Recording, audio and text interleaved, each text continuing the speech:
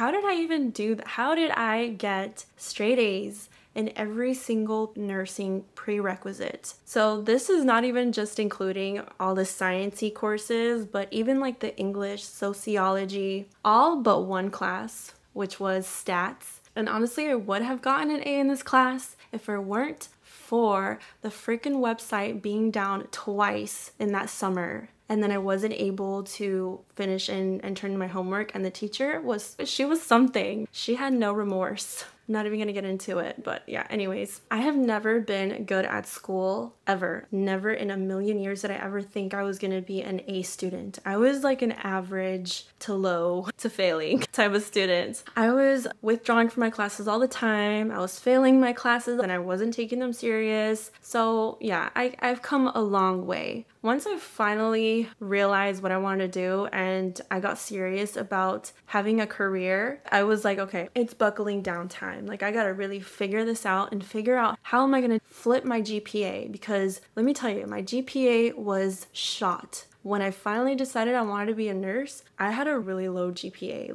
I think it was like in the low 2s. And so I was like, if I want any chance, I'm going to have to get like all A's. That's what I did. And if I could do it, you could do it too. For nursing, you do have to take English, sociology, stats. What are all the classes? There's all these classes you have to take. But the core science classes, which are some of the hardest ones, are physiology, anatomy, microbiology, and chemistry. And guess what? I have never been considered the smart one. My family has a running joke that I'm just staring off into empty space. And I do actually do that, I'm not gonna lie. But it's because I'm in deep thought, okay? It's not because there's nothing in there. There's obviously something in there. And I am the most forgetful person that you will ever meet, and clumsy. So you wouldn't expect me to come out with straight freaking A's. And mind you, I was taking these classes during 2020 when all that stuff happened and we were in quarantine, and I was in this room for an entire year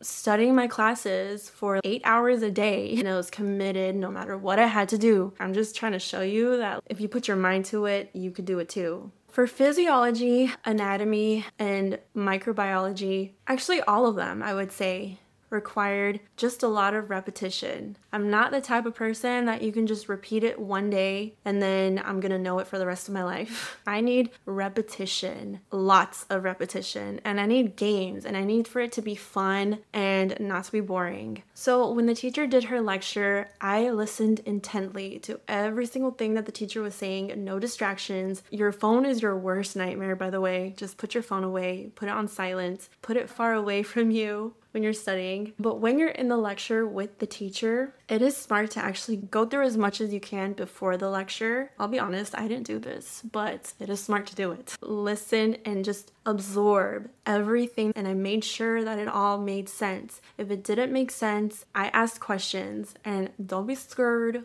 because you're here for you. This is your life. Don't be scared to raise your hand and ask questions. Even if you feel dumb, even if you feel stupid or whatever, just be humble and just know that it's okay to not know. And she or he, your teacher, is here to teach you and to care for your success. And if you're too shy to ask something in class, write it down and then ask it in the end of class. But honestly, I would just really try to get over your fear, because honestly, I get nervous when I know I'm about to speak in front of the class too. And you just have to know that no one actually really cares, and it's more of a big deal in your mind than it is in theirs. So you're here for yourself, you're here for your life, and you have to make sure that you get it. So just speak up in class. But your teacher should also have office hours as well, where you can go in and ask her questions, but definitely write down things during class. It's fresh, and then you always have it right there and you always remember. As far as notes, I would take notes only if it's something extra that's not in the PowerPoint, or just something that stands out to you that makes it easier for you to remember something. Like something she said, I wasn't really too much of a note taker in class. I was more of a active listener, and I would just try to absorb it as much as possible for me personally. But yeah, and this is my holy grail, flashcards. I am the flashcard queen. I would not have survived anything without my flashcards. Let me just show you this right now. Let me just show you how prepared I am for my nursing program. So yeah, I am full of flashcards. This is not even including all the ones I have on Quizlet. So during my LVN program, the short time that I had there, they called me the Quizlet Queen. That's what they called me, the Quizlet Queen. And I proudly wore that badge of honor, even though I should have been charging, because I literally had every single one of my classmates on my Quizlets, and they were all telling me that's all they used to study and to get a good grade on their tests. Like literally random people that I didn't even talk to were coming up to me thanking me for my flashcards. So I'm like, you're welcome. Yeah, I was really holding it down. So yeah, Quizlets are my main way of how I got straight A's, just because I made it into a game. So I was not the type to read an entire chapter. I tried that in the beginning and it was like, no, there's just no way. But if you have no time, just type it out on Quizlet. I mean, it still is a little time consuming, but you gotta put in time anyways. So when I had the flashcards by hand, when I did it by hand back then, when I was doing the science core classes, I wrote down everything that was in the PowerPoint. I didn't worry about what was in the book. I just wrote down what was in the PowerPoints, because if it was in the PowerPoints, then it could for sure be on the test. So I made it into a game. So once I went through the first set, you're probably not gonna know much. Even after you already reviewed it a few times, you're probably still, it's not gonna be ingrained in your head. So put all the wrong ones to the side and all the right ones to the other side. Then you take all the wrong ones and you play a game and you just keep guessing and see if you can get those right. Then you take all the right ones and the wrong ones, separate them again. And then you do this all the way up until you get all the wrong ones right. And then you do that 3 times. So that's just one round. If you go through all of them, that's one round. But you do that 3 times. Yes, it is very time consuming. But for me, I am so ADD, I could not stare at a book without falling asleep. So I had to keep it fun. I had to keep it like a game, and I had to keep it like mentally stimulating. That was literally the only way. And I felt really proud of myself. You can really see your progress when you do it that way, and you just feel more confident because you know what you know.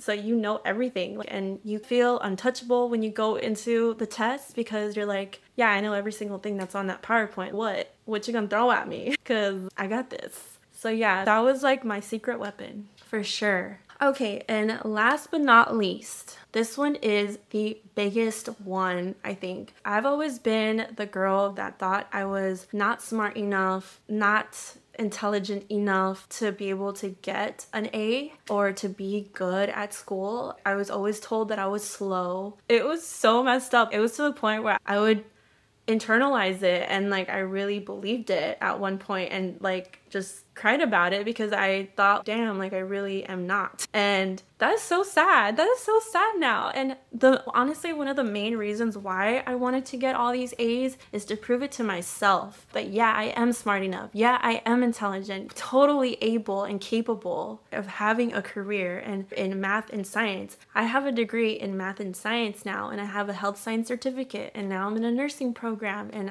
I've come a long way. I've really come a long way. But the main thing that I had to really force myself to believe is that I was capable. And honestly, I was praying a lot. Before a test, I'd be like, I could do this. I would hype myself up. I would literally pray before each and every test. And if you don't believe in anything, believe in yourself, because that's what this main thing is all about. Even if at first, if you don't believe it, you just have to keep telling yourself that and just keep that faith and keep building your belief in yourself, because that is the most important thing that I would say to do in order to rise up to these challenges, because these classes are hard and they will test you and you will be stressed out and you will question if this is for you or not. This is what really helped me transform my mentality and helped me be able to create a new self-image of myself, and now this is a standard. I always shoot for the A's, but you can do it. I believe in you. But yeah guys, I hope this video helped motivate you, inspired you, and if I could do it, you can do it too. And if you put your mind to it, you'll figure out the way. You can and you will. Thanks for watching and take care. Bye.